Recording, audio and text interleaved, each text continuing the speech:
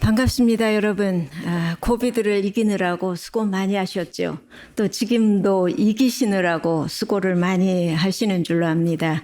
그런데도 불구하고 이렇게 이 자리에 함께 해주셔서 정말 기쁘고 반갑습니다. 저도 2년 이상 지난 후에 처음으로 오늘 하는 대면 강의가 되겠습니다. 지금까지 줌으로만 강의를 했었습니다. 오늘 처음으로 여러분 앞에 대면 강의로 쓰니까 새로 강의를 하러 쓰는 그런 기분으로 굉장히 마음이 떨리고 또 감회가 새롭습니다.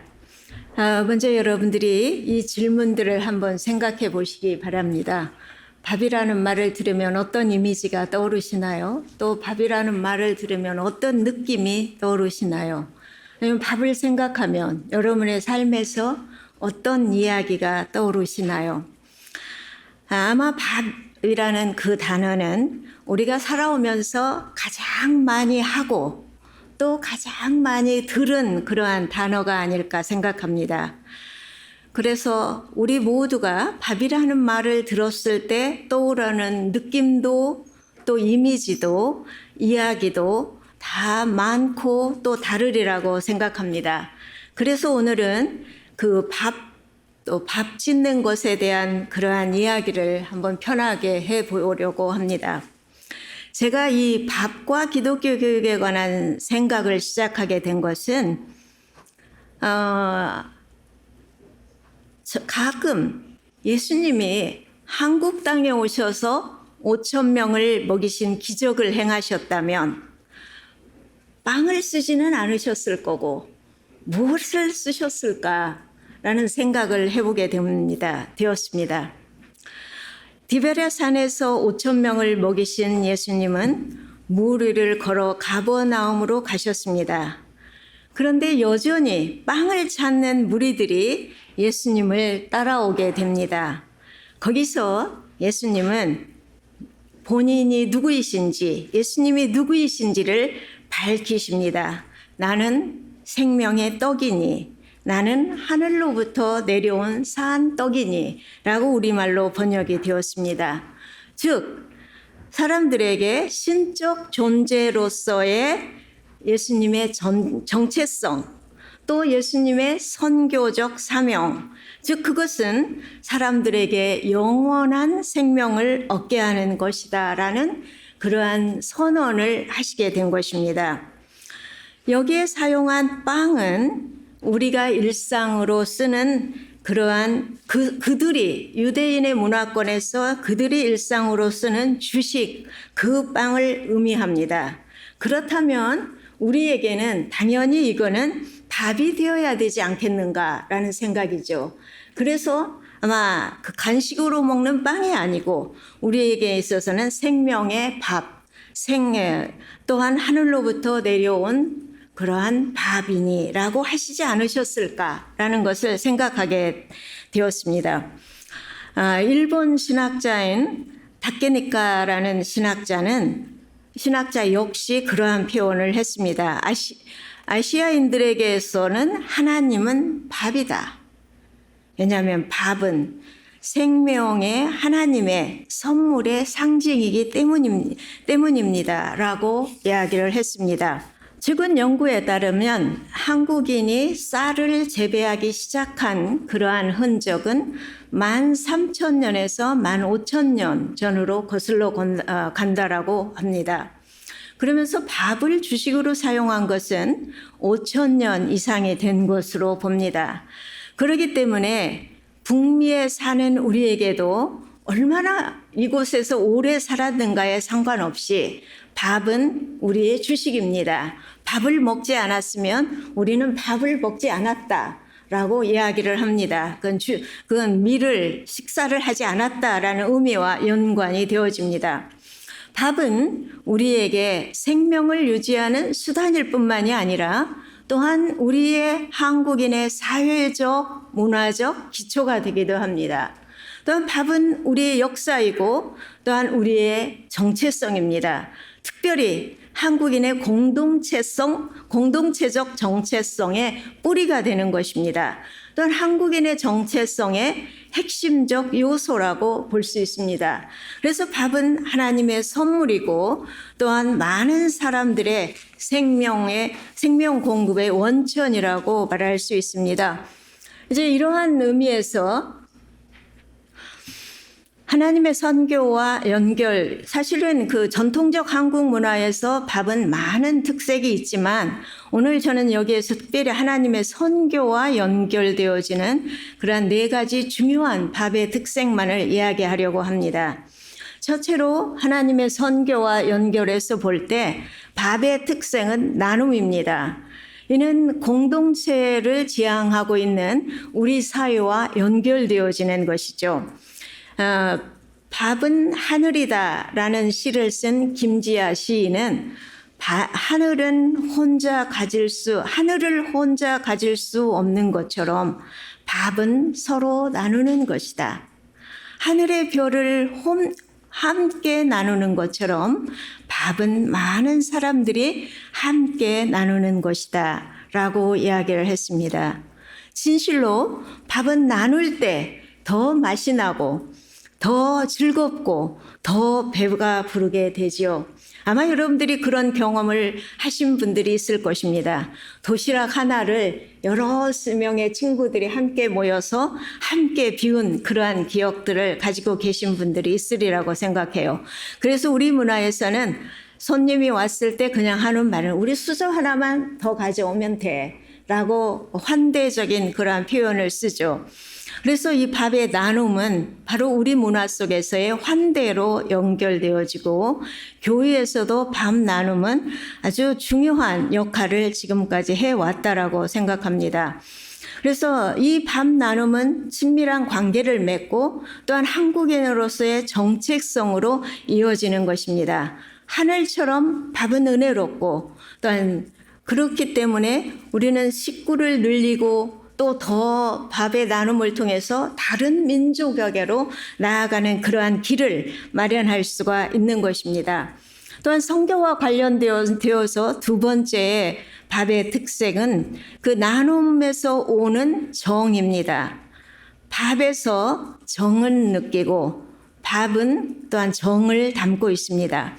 저희 애시언 캐네디언 센터에서 1919년부터 아시안 교회 세 교회, 특별히 대만 교회와 중국인 교회와 한국인 교회의 그 토론토 근교에 있는 15교회 영어 목회 또 영어 예배와 한국어 예배 아니면 모국어 예배를 드리고 있는 그러한 교회들을 대상으로 연구를 했습니다. 그래서 25년 후에 미래에 이 소수민족 교회들이 어떤 방향으로 나아갈 것인가 한번 미래를 진단해 보기 위한 의미에서도 그러한 연구를 했는데요. 목회자 20명, 그 다음에 평신도 30명, 영어권 15명, 그 다음에 에트닉 랭귀지권 15명, 그렇게 해서 30명으로 해서 인터뷰를 아주 대대적인 인터뷰를 해서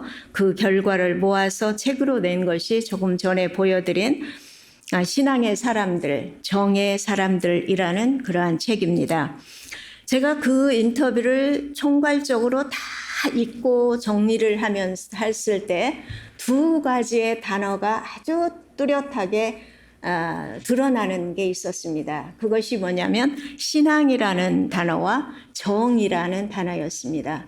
이 2 단어가 바로 2세대와 3세대를 여전히 우리 그 소수민족 교회에 머물게 하는 아시안 교회에 머물게 하고 또 나갔다가도 돌아오게 하는 그러한 2 단어였습니다. 2 요인이었습니다. 그 에시안 교회들이 갖고 있는 독특한 신앙, 그 다음에 에시안 교회들이 그렇게 품어내는 정, 이 소속감과 그 따뜻함, 그것이 아시안 2세, 3세들을 다시 우리 아시안 교회로 불러들이는 중요한 역할을 하고 있는 것을 볼 수 있었습니다. 밥을 나누는 것은 단지 밥만 나누는 것이 아니었고 육신의 양식만 나누는 것이 아니었고 정을 나누는 것이었습니다. 그래서 정든 관계를 맺게 하고 그렇기 때문에 밥은 우리 몸속으로 소모되어지지만 정은 여전히 남아서 흘러내려갔습니다. 그래서 그로 말미암아서 가족 같은 관계, 즉 관계를 맺어주고 교회는 영적인 홈만이 아니라 사회적, 문화적인, 심리적인 홈을 만들어주는 것을 볼 수가 있었습니다. 그래서 우리는 이것을 더 나아가서 다른 민족과도 밥을 나눔으로 말미암아서 정적인 그러한 관계를 확대해 나갈 수 있지 않을까를 생각하게 되는 것입니다. 저는 오늘 이곳에서 풀러 신학교의 첫 번째 대면 행사라고 말씀을 들었는데요. 이렇게 사람들이 많이 모이는 역시 북미에 있는 한인 교회들은 참으로 대단하다라고 생각하게 되어집니다. 우리는 북미에 있는 한인 교회들은 세계 속에서 독특한 선교적 그러한 정체성을 가지고 있습니다. 이제 우리에게 가진 이 선교적 정체성은 북미에서 한인에게만이 아니라 다른 민족을 향한 그러한 선교적 사명을 우리가 이행해야 되고 그 사명을 우리가 감당해야 된다라고 생각합니다.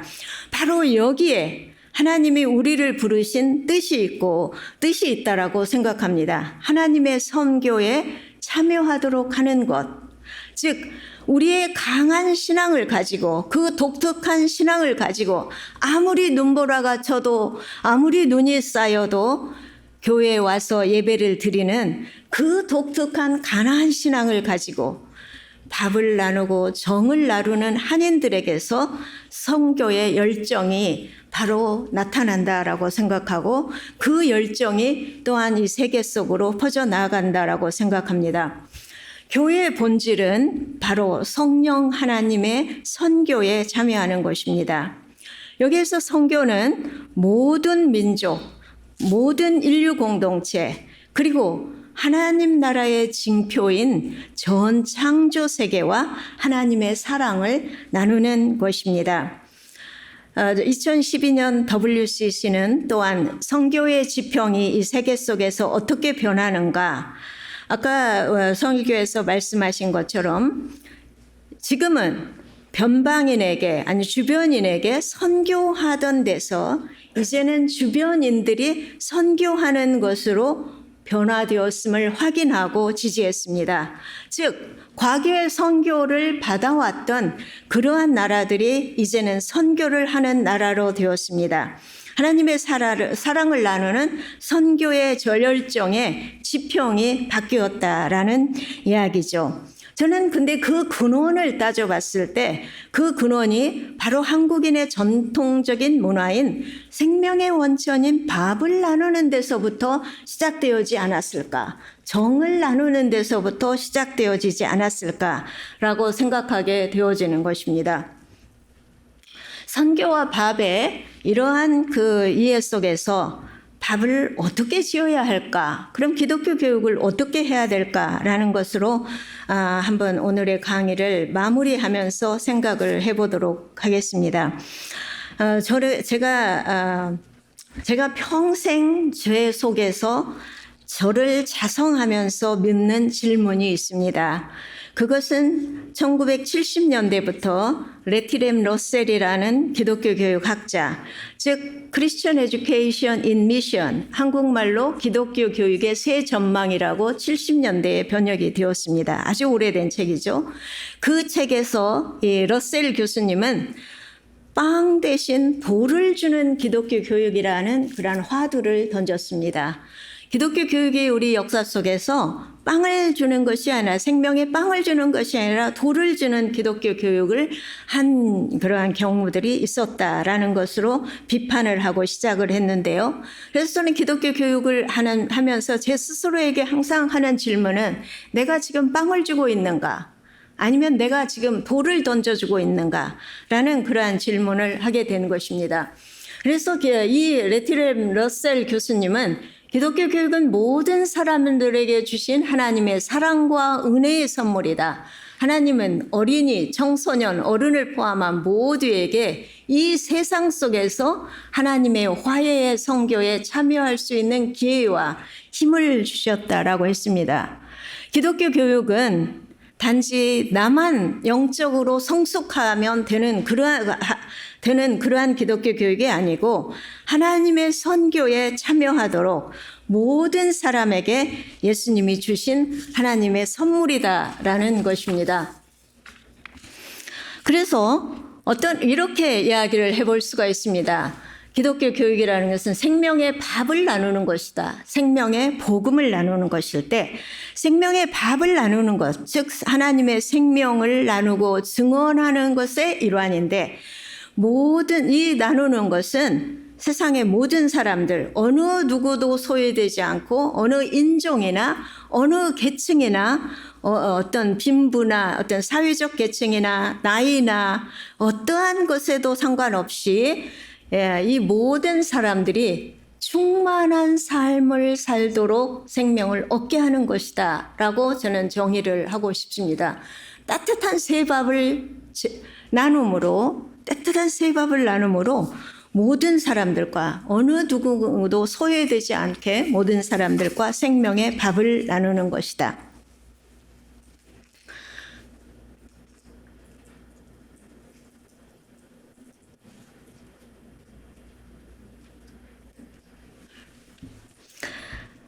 이러한 밥과 선교에 대한 이해, 기독교 교육에 대한 이해 속에서 그러면 우리는 북미에서 어떻게 밥을 지을 것인가? 라는 이야기를 한번 나눠보도록 하겠습니다. 즉 기독교 교육이 충만한 삶을 살도록 밥을 짓는 거라면 어떻게 밥을 지어야 될까요? 저는 제일 먼저는 다양한 문화적 상황을 이해하는 데서 밥을 지어야 된다라고 생각합니다. 즉 우리는 밥을 지을 때 항상 그 밥 먹는 사람들의 식성을 고려해서 밥을 짓습니다. 오늘날 다른 많은 민족도 밥을 먹습니다. 그러나 그들이 밥을 하는 것도 다르고 밥을 먹는 방법도 다릅니다. 어떤 사람은 롱그레인을 가지고 그거를 버터에 비벼서 먹는 사람들도 있고 볶아서 먹는 사람들도 있고 다 다릅니다. 즉 우리와 다른 쌀을 다른 방법으로 요리를 한다라는 것이죠. 제가 그래서 잠깐 전에 보여드린 그 여우와 두루미의 그 이솝 우화는 우리에게 그거를 한번 생각해 보게 하는 지혜를 줍니다. 어떻게 밥을 해야 될 것인가? 우리는 그 이솝 우화에서 한 지혜를 배울 수 있다라고 생각합니다. 그래서 우리는 선교하기 전에, 봉사하기 전에 우리는 먼저 다양한 문화적인 상황을 이해해야 한다라는 것입니다. 다양한 문화, 그들이 우리가 함께 선교하고자 하는 그 사람들의 문화를 이해해야 된다라는 거죠. 그 다음에 두 번째는 창조적으로 밥을 지어야 된다라는 것입니다. 글로벌 세계 공동체 속에서 세계가 얼마나 빠르게 변화하는지는 우리는 그것을 음식 문화의 변화에서 그 사회적 변화를 느끼게 되어집니다. 즉 현대 문화 속에서는 현대 글로벌 먹거리의 체인으로 말미암아서 우리에게 있어서 아주 다양한 재료와 또한 다양한 방식으로 요리를 할 수 있게 되어져 있습니다. 즉 음식도 글로벌라이즈 되어졌고 퓨전화 되어진 것입니다. 그래서 많은 사람들이 두 문화, 세 문화를 묶어가지고 제3의 그러한 요리를 해내는 것입니다. 제3의 디쉬를 창조해내는 것이죠. 그것이 우리가 흔히 보는 멕시칸 수시도 생각할 수 있고 두부 피자도 생각할 수 있고 불고기 버거도 생각할 수 있는 것입니다. 그래서 어떻게 하면 우리가 이 다양한 재료와 다양한 방식을 가지고 창조적으로 융통성을 가지고 할 수 있을까라는 거죠. 기독교 교육도 다른 문화를 먼저 배우는 데서 출발해야 된다라고 생각합니다. 우리가 다른 문화에서 할 때는 그들의 예술, 그들의 문화, 그들의 연극, 그들의 수공예, 그래서 그러한 것들을 통해서 그 문화 속에서 하나님의 사랑을 전할 수 있어야 된다라는 거죠. 그러한 도구를 사용했어요. 그 다음에 세 번째로는 우리는 그 밥을 지을 때도 그 사람의 신체적인 건강만 생각하는 것이 아니라 정신적, 영적, 심리적 건강, 즉 전인적인 건강을 생각하면서 밥을 짓습니다. 바로 그러한 것처럼 우리가 그래서 밥을 짓는 것은 아주 귀하고 즐겁고 또한 가치 있는 일입니다. 또한 밥 짓는 것은 이러한 의미에서 볼 때 우리의 관계를 더 돈독히 하고 정으로 이끕니다. 그래서 저는 이 전통 한국 사회 속에서 엄마와 자녀들이 더 가까운 것도 그런 데서 오지 않았나라고 생각을 해보는 것입니다. 그래서 밥 짓는 것은 거룩한 하나님의 봉사입니다. 기독교 교육 또한 참여자의 건강에 관심을 가지고 다른 사람들에 대한 순수한 관심을 가지고 시작합니다. 그런데 기독교 교육 또한 전인을 생각하면서 하나님과 다른 사람과 모든 창조물과의 관계 회복에 목적을 두고 기독교 교육을 합니다. 특별히 하나님의 창조하신 대로 세계를 치유하고 하나님의 백성을 위한 세계 속에서 하나님을 위한 거룩한 봉사를 하고자 하는 그러한 그 선교적 기독교 교육일 때 생명을 얻게 하는 그러한 선교적 기독교 교육은 그 기독교 교육은 바로 우리를 향한 하나님의 초대이고 우리의 궁극적인 바로 정체성이다라고 생각합니다. 아마 시간이 다 된 것 같습니다. 감사합니다.